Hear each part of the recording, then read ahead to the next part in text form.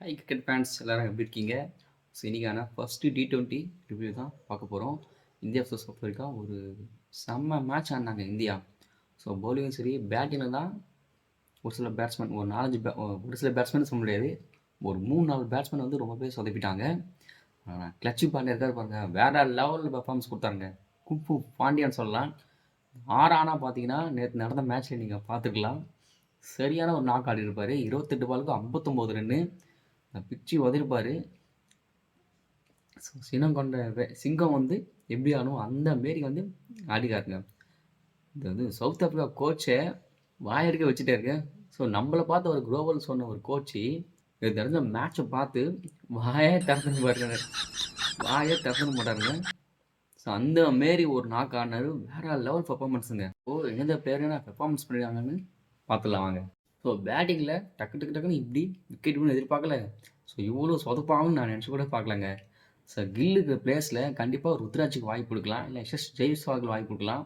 ஏன்னா லாஸ்ட்டாக ஒரு 13 இன்னிங்ஸில் அவர் 50 அடிக்கல எனக்கு தெரிஞ்சு. நான் வேணால் கீழே போடுறேன் பாருங்கள், செக் பண்ணி பாருங்கள்.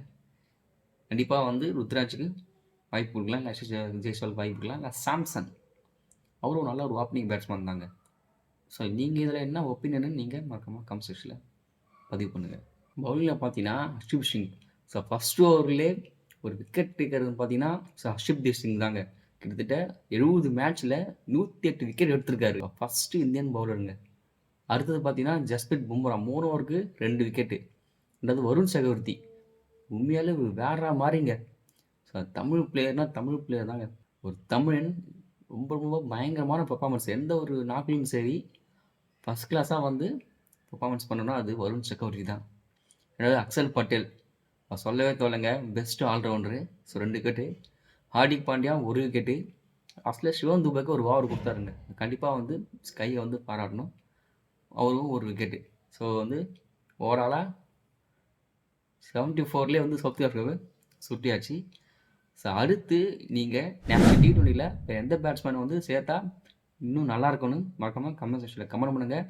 சேனலுக்கு புதுசாக வந்தீங்கன்னா பாலிடிக்ஸ் சேனலை மறக்காமல் ஒரு சப்ஸ்கிரைப் பண்ணுங்கள். கீழே இருக்கிற பெல் ஐக்கான் தட்டி வச்சுக்கோங்க. அப்போ தான் நம்ம போடுற வீடியோஸ்லாம் அடுத்தது உங்களுக்கு வந்துகிட்டே இருக்கும். இதுக்கப்புறம் மேலும் நம்ம டிஸ்கஷன் பண்ணலாம். ஆக்ஷனும் சரி நம்ம அதை ரிவ்யூ பண்ணலாங்க. தேங்க்யூ.